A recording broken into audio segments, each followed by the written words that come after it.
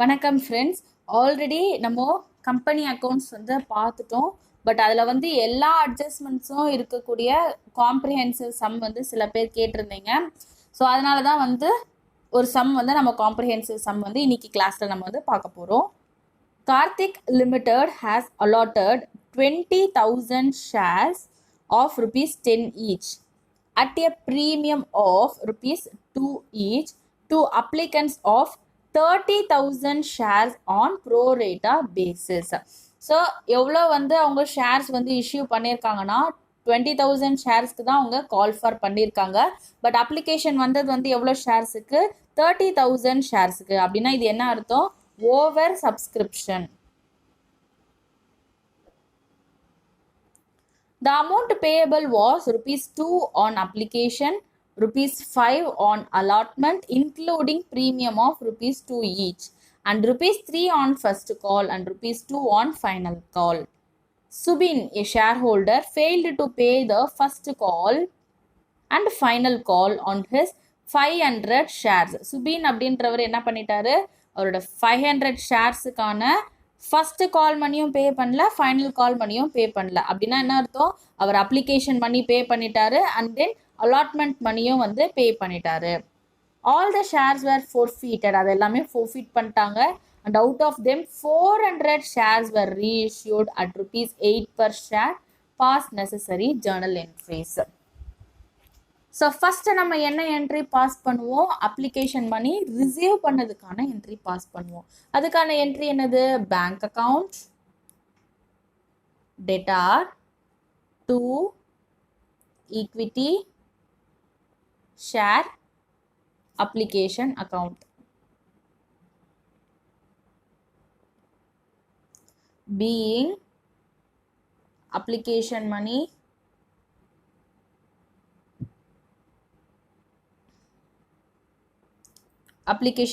for 30,000 shares received. So 30,000 into 2 rupees இல்லையா? 2 for application. So 2 rupees தான் receive பண்ணியிருப்பாங்க. இப்போ 30,000 into 2s are 60,000 rupees. So but நம்ம allot பண்ணது எவ்வளோ ஷேர்ஸ் தான்? 20,000 ஷேர்ஸ் தான் நம்ம அலாட் பண்ணியிருக்கோம். அப்போ இதுக்கான அப்ளிகேஷன் மணியை தான் நம்ம ஷேர் கேபிட்டலுக்கு வந்து ட்ரான்ஸ்ஃபர் பண்ணணும். ஸோ அப்போ equity, share, application account, debtor, to equity, share capital account.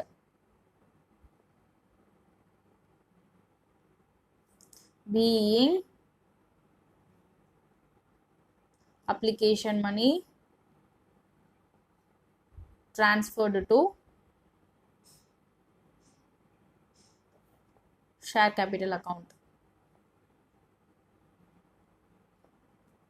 So எவ்வளவு? 20,000 shares into rupees 2, that is 40,000 rupees. So இங்கே என்ன சொல்லியிருக்காங்க? ஷேர்ஸ் எப்படி அலாட் பண்ணியிருக்காங்க? ப்ரோ ரேட்டா பேசிஸில் அலாட் பண்ணியிருக்காங்க. அப்போ எக்ஸஸ் அப்ளிகேஷன் மணியை நம்ம எதில் அட்ஜஸ்ட் பண்ணுவோம்? அலாட்மெண்ட் மணியோட அட்ஜஸ்ட் பண்ணுவோம். ஸோ அப்போ நெக்ஸ்ட் என்ன என்ட்ரி எழுதுவோம்? Equity, share, application account, debtor, to equity, share, allotment account. So 20,000 rupees and then 20,000 rupees. So இதை வந்து நம்ம எதில் அட்ஜஸ்ட் பண்ணுவோம்? அலாட்மெண்ட் டைமில் அட்ஜஸ்ட் பண்ணிக்கிறோம் இந்த எக்ஸஸ் அப்ளிகேஷன் மணியை. So being excess application money adjusted towards allotment. அடுத்ததாக நம்ம என்ன என்ட்ரி பாஸ் பண்ணுவோம்? அலாட்மெண்ட் மணிக்கான டியூ என்ட்ரி பாஸ் பண்ணுவோம் இல்லையா? ஸோ அப்போ அதுக்கான டியூ என்ட்ரி என்னவா இருக்கும்? Equity, share, allotment account, debtor, to equity, share capital account. So இங்கே நம்ம ஷேர்ஸ் வந்து எப்படி இஷ்யூ பண்ணியிருக்கோம்? ப்ரீமியம்க்கு இஷ்யூ பண்ணியிருக்கோம். அப்போது செக்யூரிட்டிஸ் ப்ரீமியம் அக்கௌண்ட்டையும் நம்ம கிரெடிட் பண்ணணும். அப்போ செக்யூரிட்டிஸ் ப்ரீமியம் அக்கௌண்ட்டையும் நம்ம கிரெடிட் பண்ணணும். Being allotment money due. So எவ்வளோ நம்பர் ஆஃப் ஷேர்ஸுக்கு 20,000 ஷேர்ஸுக்கு into 5 rupees. So allotment money எவ்வளவு 5 இல்லையா? அப்போ 20,000 இன்ட்டு 5 சார் எவ்வளவு 1 lakh rupees. ஸோ அதில் செக்யூரிட்டிஸ் ப்ரீமியம் எவ்வளவு 2 rupees. அப்போ 20,000 இன்ட்டு 2 சார் 40,000. ஸோ பேலன்ஸ் அப்போ ஷேர் கேபிட்டலுக்கு எவ்வளோ போகும் 3 rupees போகும். அப்போ 20,000 into 3 sir 60,000 rupees. So next வந்து நம்ம என்ன எழுதுவோம், பேங்க்லேருந்து ரிசீவ் பண்ணுறதுக்கான என்ட்ரி எழுதுவோம் இல்லையா? அப்போது bank account debtor to equity share allotment account. அப்போது பேங்க்கில் நம்ம என்ன ரிசீவ் பண்ண வேண்டியது, ஆக்சுவலாக நம்ம 1 lakh rupees ரிசீவ் பண்ணணும் அலாட்மெண்ட் மணி. பட் இங்கே என்ன பண்ணியிருக்கோம், நம்ம எக்ஸஸ் அப்ளிகேஷன் பண்ணியே அட்ஜஸ்ட்மெண்ட் பண்ணியிருக்கோம் இல்லையா? அப்போ நம்ம எவ்வளோ தான் ரிசீவ் பண்ணுவோம், அது போக பேலன்ஸ் அமௌண்ட் தான் ரிசீவ் பண்ணுவோம். That is 1 lakh rupees minus 20,000. So 80,000 rupees தான் நம்ம பேங்க்கில் ஆக்சுவலாக வந்து நம்ம ரிசீவ் பண்ணியிருப்போம். Being allotment money received. Next என்ன என்ட்ரி பாஸ் பண்ணுவோம், ஃபர்ஸ்ட் கால் மணிக்கான due entry. So due entry என்னது, equity share first call account debtor to equity share capital account. So first call money வந்து எவ்வளவு ₹3 on first call. That is 20,000 into ₹3. So எவ்வளவு 60,000 rupees. So narration being first call money due. அடுத்து இது receive பண்றதுக்கான entry எழுதுவோமா, என்ன entry, bank account debtor to equity share first call account. So இந்த இடத்துல நம்ம என்ன கவனிக்கிறோம்னா, என்ன சொல்லியிருக்காங்க, சுபீன்றவர் எவ்வளோ ஷேர்ஸ் ஹோல்ட் பண்ணியிருக்காரு 500 ஷேர்ஸ். அவர் என்ன பண்ணல, ஃபர்ஸ்ட் கால் மணியும் பே பண்ணல, ஃபைனல் கால் மணியும் பே பண்ணல. அப்போ எவ்வளோக்கான ஷேர்ஸுக்கான அமௌண்ட் தான் நம்ம ரிசீவ் பண்ணியிருப்போம், 19,500. இதுக்கான அமௌண்ட் தான் நம்ம கால் மணி ரிசீவ் பண்ணியிருப்போம். So 20,000 minus 500 that is 19,500 into 3 rupees. அப்போ 58,500 தான் நம்ம ஆக்சுவலா பேங்க்ல ரிசீவ் பண்ணியிருப்போம். being first call money received except on 500 shares. அடுத்தது ஃபைனல் கால் மணிக்கான due entry, equity share final call account debtor to equity share capital account. Being final call money due. So final call money எவ்வளவு ₹2. அப்போது 20,000 into ₹2 எவ்வளவு 40,000 rupees.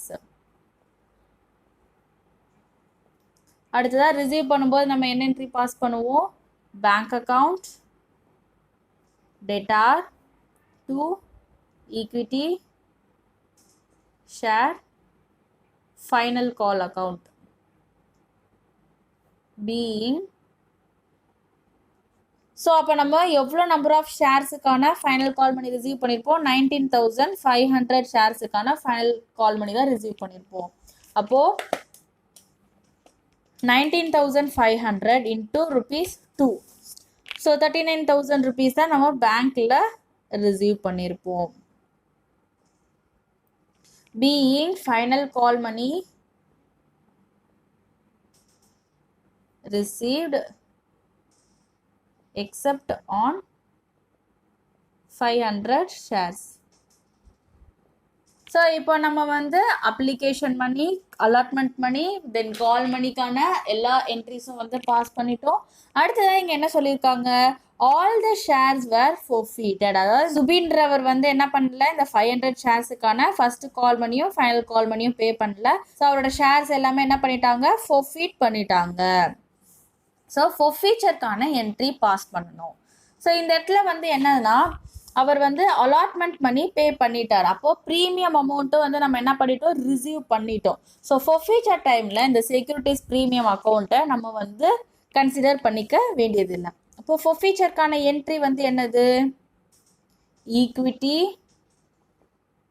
Share capital account debtor to equity share first call account. ஏன்னா அந்த amount தான் அவர் வந்து பே பண்ணலை. And then to equity share final call account, இதுவும் அவர் வந்து பே பண்ணலை. To forfeited shares account. So 500 into ₹10. So இங்கே வந்து என்ன எடுத்துக்க மாட்டோம், ப்ரீமியம் கன்சிடர் பண்ணிக்க மாட்டோம். ஸோ ஷேரோடைய நாமினல் வேல்யூ எவ்வளவு, ₹10. அப்போது 500 into 10 sir 5000 rupees. So first call money அவர் எவ்வளோ பே பண்ணல, ₹3 வந்து பே பண்ணலை. அப்போ 500 into 3 sir 1500. Then final call money எவ்வளவு, 500 into 2, that is ₹1000. And then forfeited shares அக்கௌண்ட்டில் எந்த அமௌண்ட்டை நம்ம கிரெடிட் பண்ணுவோம், இது வரைக்கும் அவர் எவ்வளோ பே பண்ணியிருந்தாரோ அதை நம்ம கிரெடிட் பண்ணுவோம். ஸோ எவ்வளோ பே பண்ணியிருக்காரு, அப்ளிகேஷன் டைமில் ஒரு ₹2. அண்ட் தென் அலாட்மெண்ட்டில் ப்ரீமியம் தவிர்த்து எவ்வளோ பே பண்ணியிருப்பாரு, ₹3. அப்போ டோட்டலாக ₹5 வந்து அவர் பே பண்ணியிருக்காரு. அப்போது 500 into ₹5. ஸோ அப்போ டோட்டலாக எவ்வளவு, ₹2500 நம்ம forfeited ஷேர்ஸ் அக்கௌண்ட்டுக்கு கிரெடிட் பண்ணிட்டோம். Being 500 shares forfeited for non-payment of call money. So இப்போ forfeitureக்கான என்ட்ரி பாஸ் பண்ணியாச்சு. அடுத்து இங்கே நம்மளுக்கு என்ன இன்ஃபர்மேஷன் கொடுத்துருக்காங்க, out of them 400 shares were reissued. So reissue பண்ணியிருக்காங்க at ₹8 per share. Pass journal entries. So ரீஇஷ்யூக்கான என்ட்ரி நம்ம பாஸ் பண்ணணும். ஸோ பேங்க் அக்கௌண்ட், பேங்க்ல தானே நம்ம அமௌண்ட் ரிசீவ் பண்ணியிருப்போம். அப்போ bank account debtor to equity share capital account.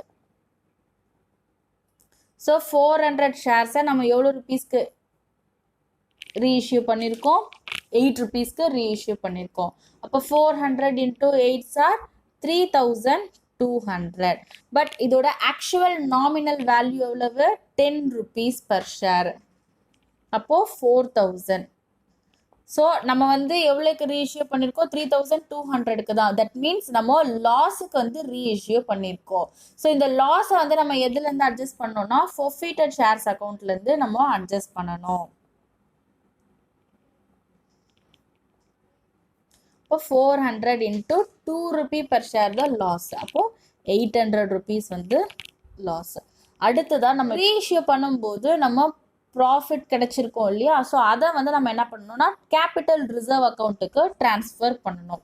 So அந்த அமௌண்ட் என்னன்றதை ஃபைண்ட் அவுட் பண்ணுறதுக்கு எப்படி கால்குலேட் பண்ணுவோம்னா, ஸோ இங்கே ஆல்ரெடி வந்து எவ்வளோ அமௌண்ட் நம்ம ரிசீவ் பண்ணிட்டோம் சுபின் கிட்ட இருந்து, ₹5 ஒர்த் வந்து நம்ம ரிசீவ் பண்ணிட்டோம். அதுதான் forfeited அக்கௌண்ட்டுக்கு வந்து நம்ம ட்ரான்ஸ்ஃபர் பண்ணியிருந்தோம். இப்போ இந்த 400 ஷேர்ஸை ரீஇஷ்யூ பண்ணியிருக்கோம். அப்போ இன்ட்டு ₹5, அப்போது இதுக்கான வேல்யூ எவ்வளவா இருக்கும், 2000 ஒர்த். ஸோ இந்த 400 ஷேர்ஸுக்கு இப்போ ரீஇஷ்யூ பண்ண ஷேர்ஸுக்கு நம்ம அதை கன்சிடர் பண்ணோம்னா ₹2000. ஸோ அதுலேருந்து லாஸை வந்து நம்ம என்ன பண்ணணும்னா மைனஸ் பண்ணணும். லாஸ் எவ்வளவு, 400 into 2 per share இங்கே பார்த்தோம் இல்லையா அது. ஸோ அப்போ எவ்வளவு, 800. ஸோ அப்போ பேலன்ஸ் தான் வந்து என்னன்னா ப்ராஃபிட்டு. ஸோ நம்மக்கிட்ட இந்த 400க்கானது ஏற்கனவே வந்து அவர் பே பண்ணதுனால இது நம்மளுக்கு என்னதுன்னா நம்ம கம்பெனிக்கு கெயின் மாதிரி. அதுதான் ஃபோர்ஃபீட் பண்ணதுனால நம்மளுக்கு அது வந்து கெயின் மாதிரி.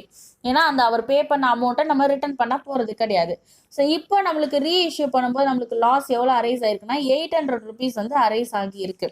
ஸோ அப்போ ரெண்டுத்தையும் மைனஸ் பண்ணி நம்மளுக்கு கிடைக்கக்கூடாது. இதுதான் வந்து நம்மளுக்கு நெட் கெயின். இந்த 400 ஷேர்ஸை ஃபோர்ஃபீட் பண்ணி நம்ம ரீஇஷ்யூ பண்ணதுனால ஸோ நம்மளுக்கு கிடைச்சிருக்கக்கூடிய நெட் கெயின் வந்து எவ்வளவுனா 1200. ஸோ இதுக்கான என்ட்ரி எப்படி பாஸ் பண்ணுவோம்னா forfeited shares account debtor to capital reserve account being profit on reissue of 400 forfeited shares transferred to capital reserve account.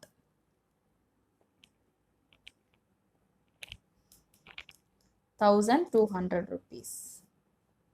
So இந்த சம் வந்து உங்களுக்கு புரிஞ்சிருக்கும் அப்படின்னு நினைக்கிறேன். நீங்களும் வந்து இந்த மாதிரி எல்லா அட்ஜஸ்ட்மெண்ட்ஸும் இருக்கக்கூடிய சம்ஸை வந்து ஒர்க் அவுட் பண்ணி பாருங்கள். இதில் ஏதாவது டவுட் இருந்துச்சு அப்படின்னா அதை கமெண்ட் செக்ஷனில் லீவ் பண்ணுங்கள். ஸோ கம்பெனிஸ் அக்கௌண்ட்ஸ் ரிலேட்டடாக இருக்கக்கூடிய கிளாஸஸ் ஏதாவது நீங்கள் மிஸ் பண்ணியிருந்தீங்க அப்படின்னா அதை போய் பார்த்துக்கோங்க. இந்த கிளாஸஸ் எல்லாமே உங்களுக்கு யூஸ்ஃபுல்லாக இருக்குது அப்படின்னா மறக்காமல் உங்களோட ஃப்ரெண்ட்ஸுக்கும் ஷேர் பண்ணுங்கள்.